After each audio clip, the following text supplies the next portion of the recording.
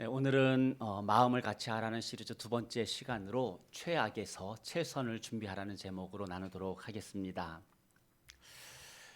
여러분의 인생에서 가장 최악이었던 때는 언제이셨습니까?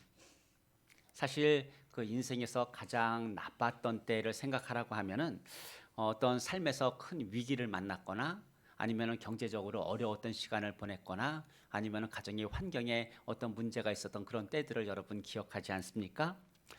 그런데 우리의 인생에서 과연 최악이었던 때는 과연 언제였을까를 묵상을 하게 되면은 사실은 그 환경이나 상황보다도 어떤 경제적인 형편보다도 어떤 상황과 환경 그런 이유 때문에 내가 최선을 선택하지 못하고 최악을 선택했던 그때가 어쩌면 우리의 인생에 있어서는 가장 최악이었던 때로 생각이 듭니다.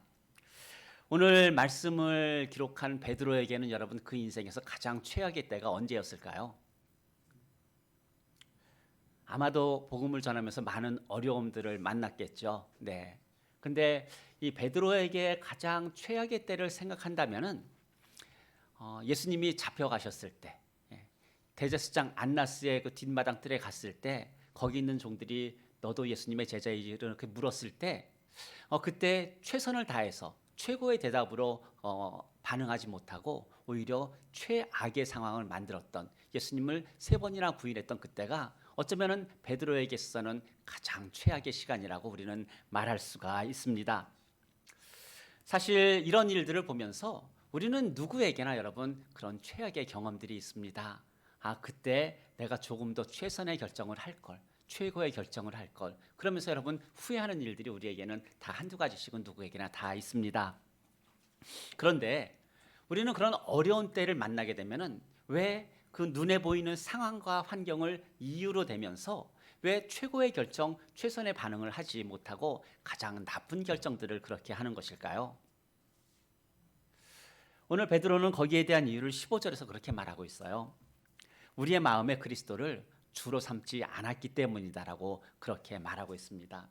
여러분, 예수님이 우리 마음의 주인이 아니셨기 때문에 주로 고백하지 못하고 있었기 때문에 우리는 눈에 보여지는 상황 때문에 최선이 아니라 최고가 아니라 가장 최악의 선택을 했던 그런 기억들이 있다는 이야기입니다. 여러분, 그리스도를 주로 삼은 사람들은 어떨까 생각해 보게 되면은 세상 사람들이 볼 때에는 가장 최악으로 보여지지만 하나님이 기뻐하시는, 즉 주님이 기뻐하시는 그런 일이라면은 세상 사람들이 말하는 최악의 상황도 우리는 결정하게 된다라고 하는 거예요. 그것이 예수 그리스도를 주로 고백하는 사람들의 모습이 되어야 한다라고 하는 겁니다. 이제 2022년도를 준비를 하면서 우리가 어떤 상황을 만날지 여러분 우리는 아무도 모릅니다. 하지만 어떤 상황을 만나든 우리는 주님이 가장 기뻐하시는 최고의 결정, 최선의 선택을 할 수 있는 그런 2022년도 한 해가 되기를 바랍니다.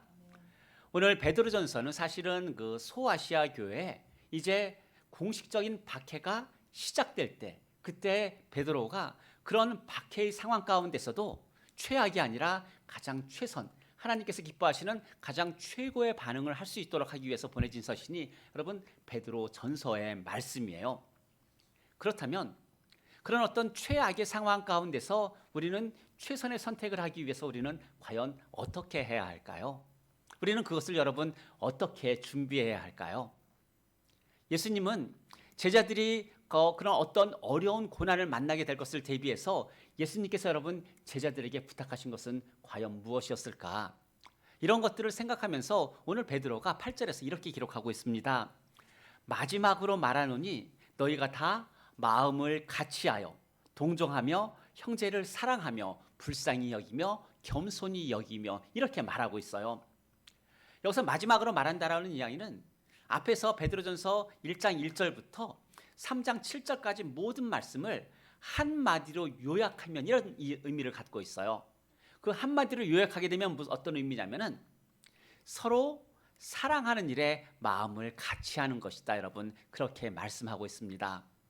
여러분 이 말씀은요 베드로가 했던 그런 말이 아니죠. 원래 예수님이 하셨던 말씀이에요. 예수님이 십자가의 길을 가시면서 이제 제자들이 맡게 되는 최악의 상황에서 하지만 그들이 최고의 반응을 하도록 하기 위해서 예수님께서 하신 말씀이 내가 너희를 사랑한 것 같이 너희도 서로 사랑하라. 여러분 이 말씀을 하셨는데 베드로는 지금 예수님의 그 말씀을 그대로 소아시아 교회들에게 지금 전하고 있는 겁니다. 사실 예수님의 제자들 어땠냐면은 예수님께서 잡혀가실 때 여러분 예수님을 버리고 여러분 다 도망했어요. 그렇죠? 베드로도 이제 예수님을 따라갔지만 어떻습니까? 이제 그 상황과 환경 때문에 어쩔 수 없다는 핑계로 그런 이유로 어떻게 합니까? 예수님을 3번이나 부인하는 그런 상황 가운데 놓이게 됩니다. 여러분 제자들이 예수님이 잡혀갔기 때문에 그 상황이 최악이라고 하는 것이 아니에요. 하지만 그 최악의 상황에서도 최선을 행할 수 있었음에도 불구하고 최악을 택할 수밖에 없었던 이 베드로와 제자들의 상황이 그들에게 가장 최악의 삶이었음을 오늘은 바라보게 됩니다. 그래서 오늘 베드로가 하는 말은 무엇이냐면은 예수님께서 자신들에게 하셨던 그 말씀 그대로 전하면서 이제 서로 사랑하는, 즉 마음을 다해서 사랑하는 것이 어려운 일을 겪은 우리들이 해야 하는 최선의 모습임을 말하고 있습니다. 그런데 여러분 정작 이런 어려운 일 가운데서 서로 사랑하라, 사랑하는 일에 마음을 같이 하라. 여러분 이런 말씀을 들으면 어떤 생각이 듭니까? 마치 우리가 먹지 못할 단단한 어떤 음식을 바라보는 것 같은 그런 생각이 들지 않습니까? 때로는 그 말씀이 참 무겁게 다가오기도 합니다. 그런데 우리가 주님께서 말씀하시는 그 사랑, 서로 사랑하라는 말씀을 그렇게 많이 들었음에도 불구하고 우리가 사랑하지 못하는 그 이유는 어디에 있을까요? 우리의 신앙의 연륜이 짧아서 이제 그 사랑이라고 하는 그 음식을 먹을 수가 없기 때문에 사랑하지 못하는 것일까요? 아니면은 우리의 마음 가운데 사랑하기 싫은 그런 마음이 있어서 여러분 사랑하지 못하는 것일까요? 우리는 여러분 답을 잘 알고 있습니다. 내가 그 음식을 먹을 수 없어서 사랑하지 못하는 것이 아니라 내 안에 있는 사랑하기 싫은 마음이 있음을 우리는 발견한다라고 하는 거죠. 결국 사랑하기 싫으니까 사랑하는 말씀을 듣고 알고 있음에도 우리는 어떻냐? 사랑하지 않는다라고 하는 겁니다. 그래서 성경에서는 이것을 어떻게 말하느냐? 요한일서에서는 어둠이 그 눈을 멀게 했다라고 말하고 있어요. 오늘 베드로는 어떻게 말할까요? 육체의 정욕 때문에 예수 그리스도를 주로 고백하는 것을 하지 않는다라고 여러분 그렇게 표현하고 있습니다. 이게 무슨 말인가 하면 사랑하는 그 일에 있어서 우리가 들어야 하는 것은 주님의 말씀을 들어야 하는데 내 안에 있는 어떤 육체의 소리를 자꾸 듣다 보니까 내 마음 안에 있는 그 미움을 버려버리지 못하는 거예요. 비워버리지를 못하는 겁니다. 말씀이 들어오지 못하도록 그 미움이 어떤 견고한 진을 치고 있고 꽈리를 틀고 있기 때문에 우리는 사랑해야 된다는 걸 알면서도 내 마음 안에서 사랑하기 싫어하는 그 마음이 같이 있다 보니까 알면서도 여러분 못하는 게 사랑이라고 하는 것을 우리는 이야기합니다. 그래서 여러분 사랑해야 된다는 것을 알면서도 사랑하지 못하는 그 사람의 마음이 여러분 얼마나 여러분 힘들고 아프겠습니까? 오늘 우리가 찬양했던 것처럼 그러나 그렇게 사랑해야 되는데 사랑하지 못하는 것은 물론 우리 안에 있는 연약한 모습이기도 하지만 그것이 사람과 사람과의 전쟁이 아니라 영적 전쟁이기 때문에 우리는 더 분별해야 될 줄로 믿습니다. 해야 하는데 여러분 마음이 움직이지 않으면 여러분 어떻게 하십니까? 둘 중에 하나죠. 포기하던가 그렇죠? 사랑하지 않던가 아니면은 미루던가 그렇게 합니다. 오늘 베드로는 그렇게 마음이 움직이지 않는데 마음을 같이 해서 사랑하는 그 음성 가운데 우리가 어떻게 반응해야 되는가에 대해서 2장에서는 어떻게 말했냐면은 그렇게 마음이 움직이지 않으면은 주를 위해서라도 순종하라 여러분 그렇게 말씀하고 있어요. 뭐냐면 의지적으로다 여러분 결단하라는 그런 말씀입니다. 오늘 우리가 읽지는 않았지만 앞에 3장 5절 6절 말씀에 보게 되면은 어쩌면은 사라에게 여러분 아브라함이 여러분 그런 존재였던 것 같아요. 순종해야 하는데 순종할 수 없는 존재가 아브라함이었고 여러분 사랑해야 되는데 사랑할 수 없는 존재가 아브라함이었다라고 하는 것을 우리에게 말하고 있어요. 여러분 사라가 어떻게 했을까요? 아마 아브라함 생각만 해도 오늘 이 말씀만 이렇게 봐도 사라가 마음고생 여러분 무척 심하게 했을 것 같습니다. 근데 이런 상황에서 그런 아브라함, 아내인 자기를 이제 바로에게 가서 또 아비멜렉에게 가서 어떻게 합니까? 누이라고 2번씩이나 그렇게 요구했던 그 남편 아브라함에게 오늘 사라는 주라고 칭했다 그렇게 말하고 있어요. 여러분, 그 마음에서 아브라함을 주라고 인정한 것이 아니라 그의 입술로 아브라함을 여러분 주라고 칭했다라고 이렇게 말씀한 겁니다. 우리가 의인이 아닌데 하나님께서 의롭다라고 칭해 주셨던 것처럼 그런 마음으로 사라가 아브라함을 그렇게 주로 칭했다라고 하는 것을 이야기를 합니다.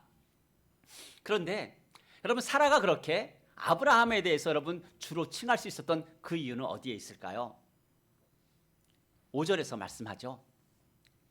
그 마음이 아브라함에게 순종하고 아브라함을 사랑할 수는 없지만은 하나님께 소망을 두었기 때문에 아브라함에게 여러분 순종할 수 있었다, 그 이야기를 하고 있는 겁니다.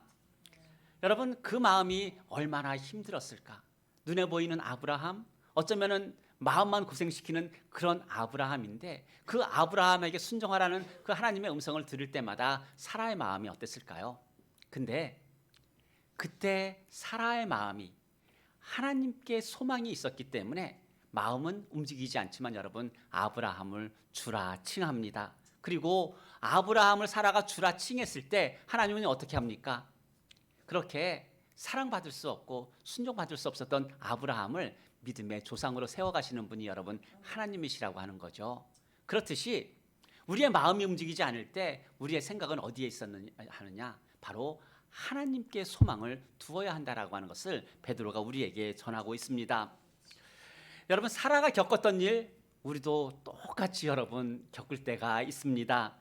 그런데 성경에서 분명히 보는 것은 뭐냐면 사라가 주께 순종하는 마음으로 아브라함에게 순종했더니 하나님께서 그 아브라함을 믿음의 조상으로 세우셨다라고 하는 겁니다. 그것이 우리에게 성경이 증언하는 내용입니다. 그래서 최악의 상황에서 최선을 준비하기 위해서, 그러니까 최악의 상황에서 또 다른 악을 만들지 않고 최고를 우리가 선택하기 위해서는 어떻게 해야 되느냐? 하나님을 영화롭게 하는 일에 우리의 마음을 같이 해야 하는 것이고, 예수 그리스도께서 피값을 주고 사신 그 교회의 하나됨을 유지하기 위해서 우리는 또한 마음을 같이 해야 되는 것이고, 성도를 바로 세우고 가정을 세우는 일에 우리는 또한 마음을 같이 해야 한다라고 하는 겁니다. 여러분, 마음의 동의가 되지 않을 때 결국 하나님을 바라보는 그런 마음으로 의지적으로 순종해도 하나님은 그것을 받으신다라고 하는 여러분 그런 이야기겠죠. 여러분, 그러기 위해서는 우리에게 무엇이 필요할까? 오늘 베드로는 8절에서 겸손이라고 말하고 있어요. 여러분, 겸손이 무엇일까요? 겸손은 남보다 나를 낮게 여긴다라고 할 때 우리 겸손이라고 말하고 있지 않습니까?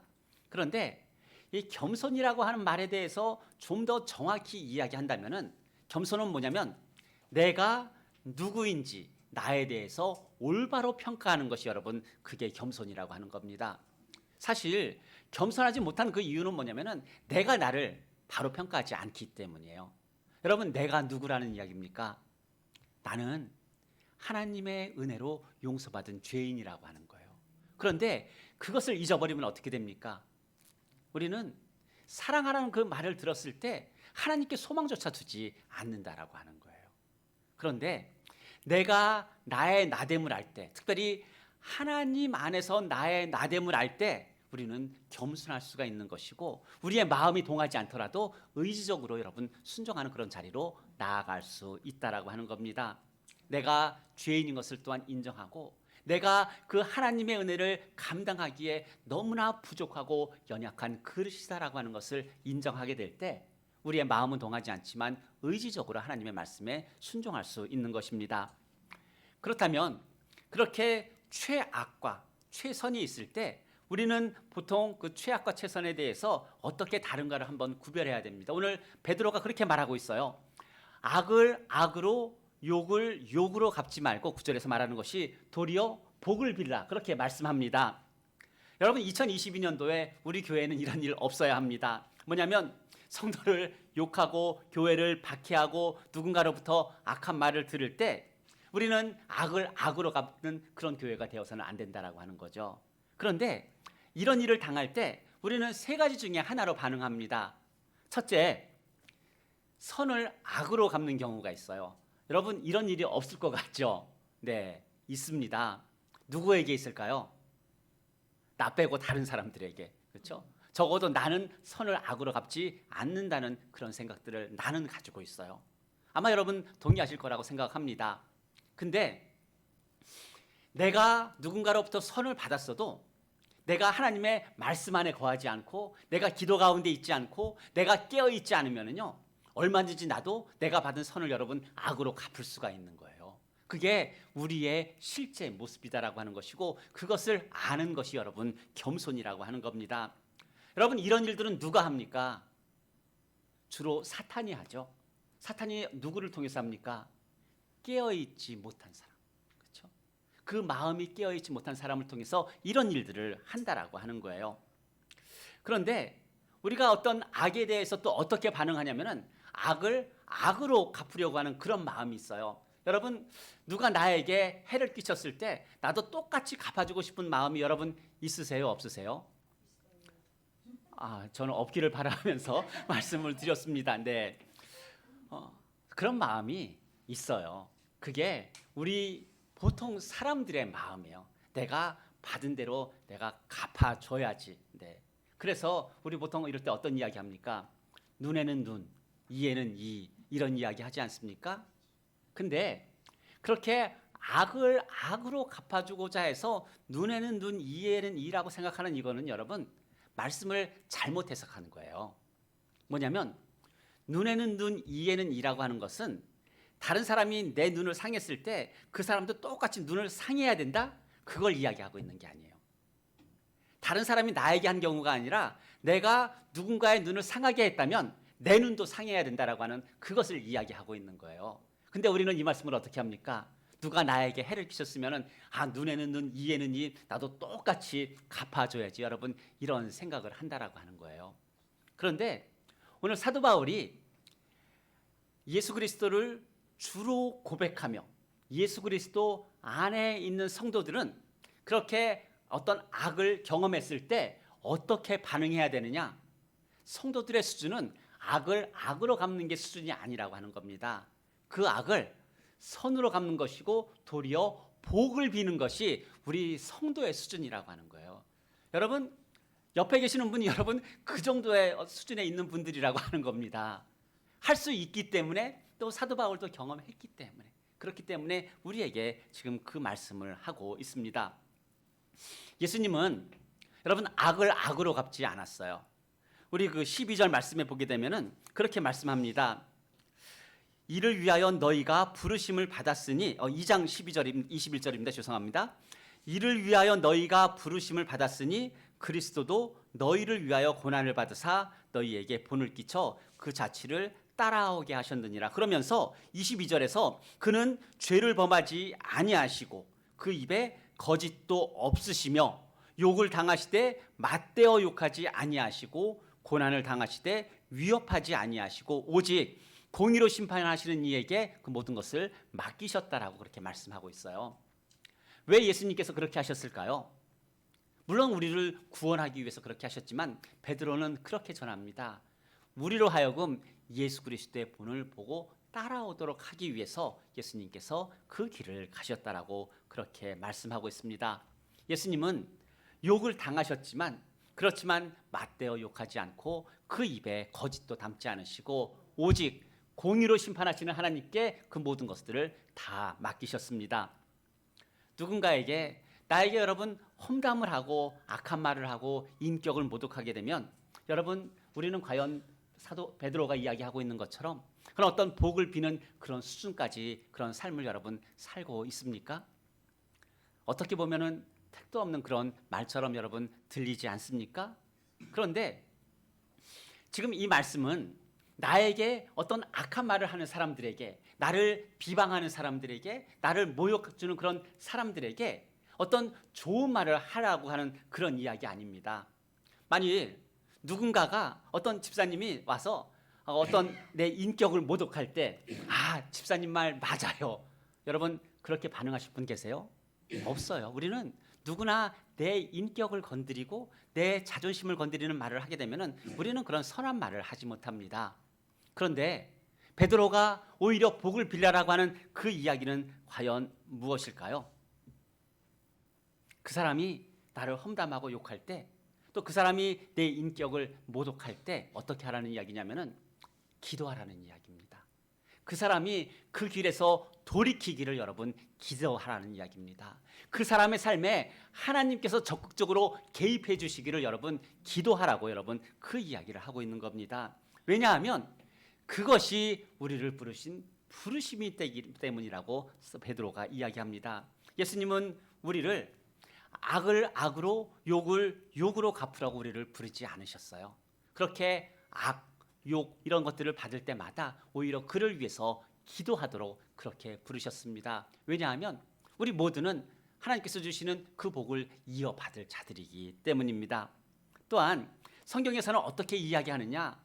우리에게 악을 악으로 갚도록 부르신 게 아니라 우리로 하여금 긍휼히 여기는 자로 부르셨고, 또한 화평케 하는 자로 부르셨고, 의를 위하여 박해받는 자로 부르셨어요. 왜 그렇게 부르셨느냐? 천국이 저와 여러분의 것이기 때문이다. 그렇게 말씀하고 있는 겁니다. 여러분, 천국이 우리 건데 이 땅에 살면서 긍휼히 여기는 자로, 또 의를 위하여 박해받는 자로 사는 것이 여러분 오히려 우리에게는 더 복인 것을 우리는 깨닫습니다. 왜냐하면 그런 시간을 통하여서 우리가 경험하는 것 뭐냐면은 하나님께서 우리에게 주시는 어떤 우리 영혼의 어떤 충만한 은혜들을 우리는 더 경험할 수가 있기 때문이에요. 그래서 예수님께서 어떻게 말씀하셨습니까? 자신으로 말미암아 욕하고 박해하고 악한 말을 할 때 오히려 기뻐하라고 그렇게 말씀하셨던 겁니다. 그래서 나에게 누군가 좋지 않은 말을 들으면 우리는 어떻게 반응해야 되느냐? 사실 하늘의 상급을 바라보면서 그 사람을 위해서 기도해야 되는데 실제 우리의 모습은 어떻습니까? 때로는 이런 마음도 들죠. 주님, 우리 하늘에 있는 상급 필요 없어요. 그렇죠? 이 세상에서 그저 전 평안하게 그렇게 살고 싶습니다. 이런 마음이 솔직히 우리 안에 든다라고 하는 거예요. 근데 여러분 그런 마음이 들기 시작하면은요, 그거는 우리가 사단에게 지는 거예요.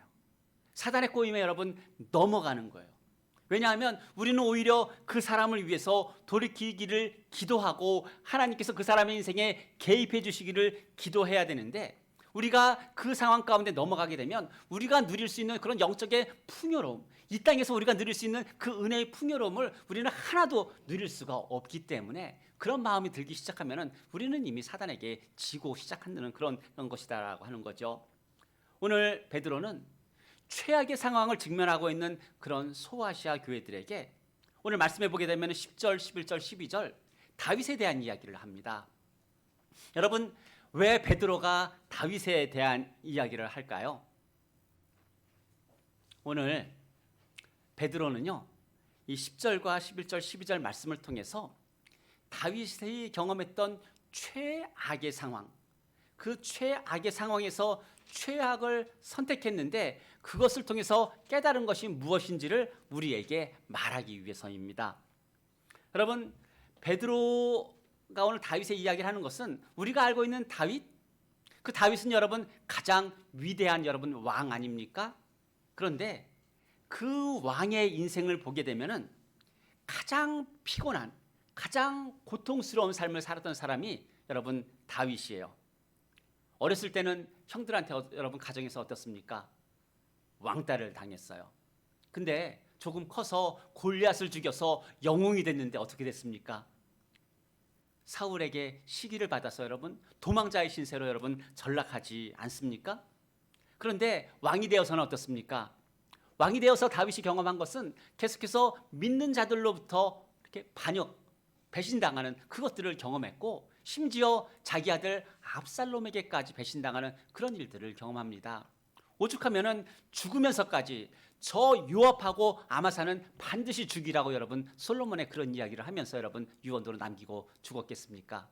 그 삶이 여러분 그만큼 고통스럽고 힘들었다라고 하는 거죠. 피곤한 인생이었다라고 하는 거죠. 그런데 그 다윗에게 최악의 시간은 여러분 그 인생 전체가 아니었다라고 하는 거예요. 다윗이 그에게 있었던 인생에서 가장 최악의 때, 또 그 최악의 때에서 가장 최악의 선택을 했던 때는 언제냐?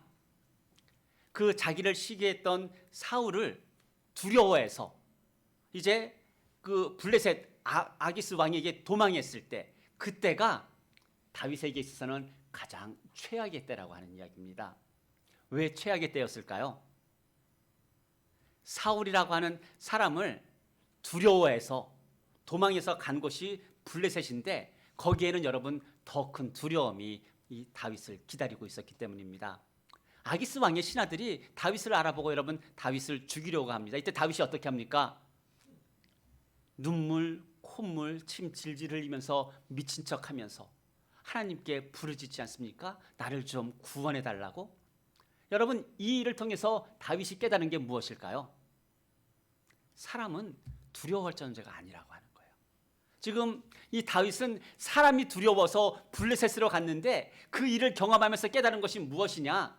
침을 질질 흘리면서 하나님의 이름을 부르면서 구원해 달라고 매달리면서 깨달은 것이 무엇이냐?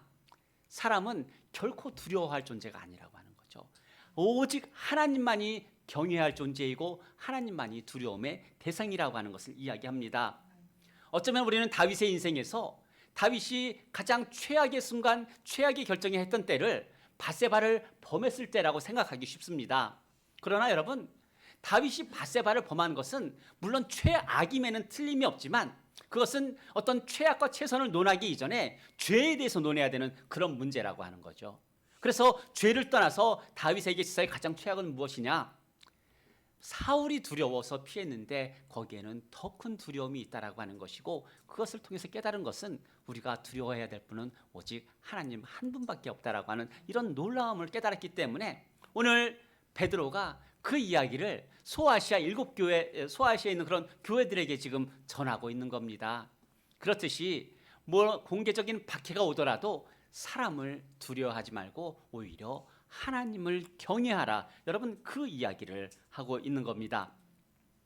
그래서 이제 베드로는 소아시아 교회들에게 최악의 때에 최선을 준비하기 위해서 요구하는 내용들이 있어요. 그건 뭐냐면은 10절에서 이렇게 이야기합니다.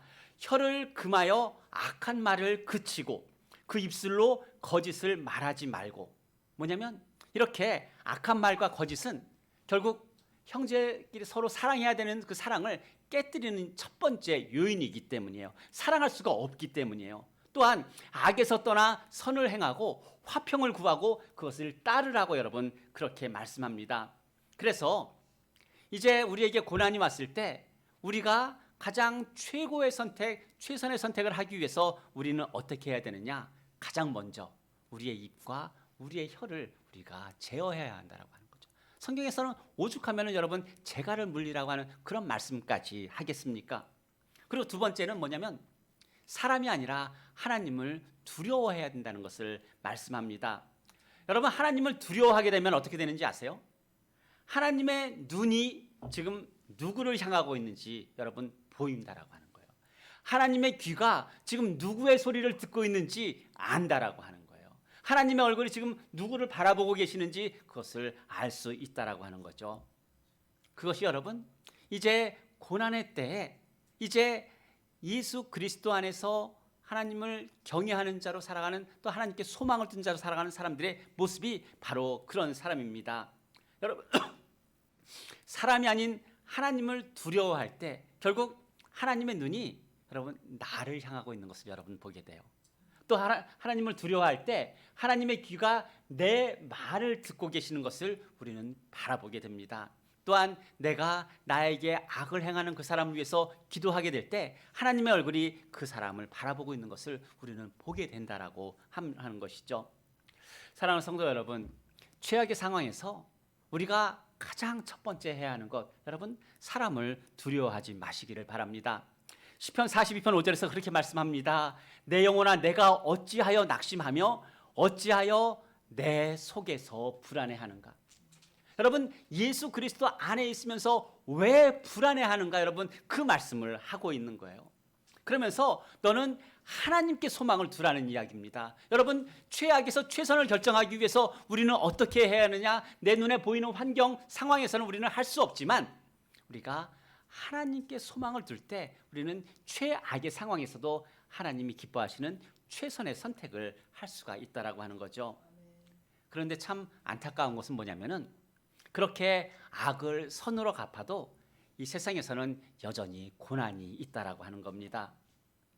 하나님의 기뻐하시는 그런 일을 하면서도 우리는 세상에서 욕을 먹을 수가 있다라고 하는 거예요. 근데 하나님께 소망을 두게 되면은요, 비록 세상에서 욕을 먹는다 하더라도 여러분 그 일을 할까요, 안 할까요?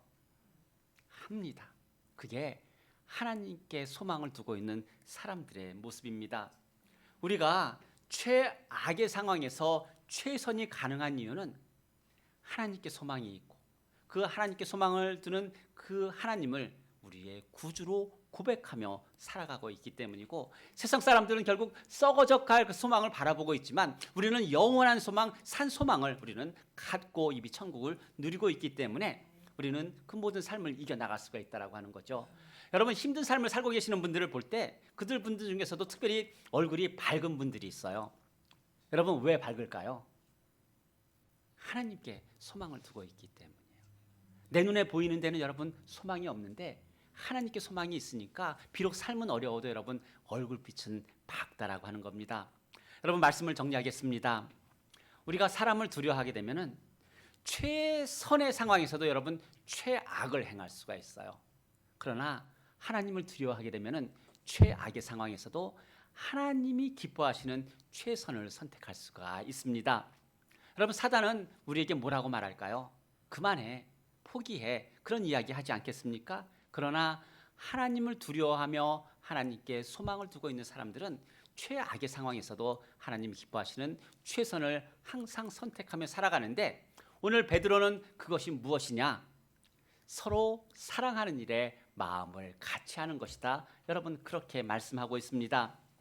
여러분, 그러기 위해서 사도 베드로가 우리에게 말하는 한 가지가 있어요. 17절에서 이야기하죠. 선한 양심을 가지라고 말씀합니다. 여러분, 선한 양심이라고 하는 것은 무엇일까요? 우리는 다 양심을 가지고 있어요. 그런데 오늘 이 말씀을 보게 되면은 그 양심이 악할 수도 있다라고 하는 그 이야기를 하고 있는 건데, 선한 양심은 여러분 그것이 무엇에 의해서 작동했냐면은 선한 양심은 오직 하나님의 말씀에 의해서 작동하는 것이 선한 양심이에요. 세상에서 들려오는 이야기, 내 육체의 소리 가운데 작동하는 것이 아니라 오직 하나님의 말씀으로만 작동하는 것이 선한 양심이기 때문에 우리에게는 그 선한 양심이 있어야 한다라고 하는 그 이야기를 하고 있는 겁니다. 그래서 2022년도 이제 준비를 하면서 이런 소망을 갖습니다. 형제를 사랑하는 그 일에 마음을 같이 하고, 또한 겸손한 모습으로 항상 나를 돌아보면서 사람이 아니라 하나님을 경외함으로 하나님께서 기뻐하시는 그런 일들을 감당하는 그런 교회 되기를 바랍니다. 그런 가정 되기를 바라고, 그런 성도님, 하나님의 자녀들 되시기를 예수님의 이름으로 축복합니다. 기도하겠습니다. 사랑이 많으신 하나님 아버지, 참 감사합니다. 참 이 땅에 참 많은 일들이 있지만, 그래서 하나님의 자녀로 살면서도 여러 가지 참 최악의 상황들을 경험하지만 그 상황과 환경이 우리에게 최악이 아니라 그 최악의 상황에서도 최선을 선택하지 못하는 우리의 연약함이 최악인 것을 이 시간 돌아봅니다. 오늘 주님의 말씀을 기억하면서 이제 특별히 형제를 사랑하는 일 가운데 마음과 생각을 같이 하게 하여 주시고, 특별히 내가 누구인지 주님 안에서 나를 바라보며 겸손함을 찾게 하여 주셔서 이제 사람이 아닌 하나님을 경외하면서 주께서 하나 되게 하신 이 교회와 가정에서 그 하나됨을 온전히 지켜가는 하나님의 사람들 되게 하여 주옵소서. 감사드리며 예수님의 이름으로 기도드립니다. 아멘. 우리 일어나서 함께 찬양하겠습니다.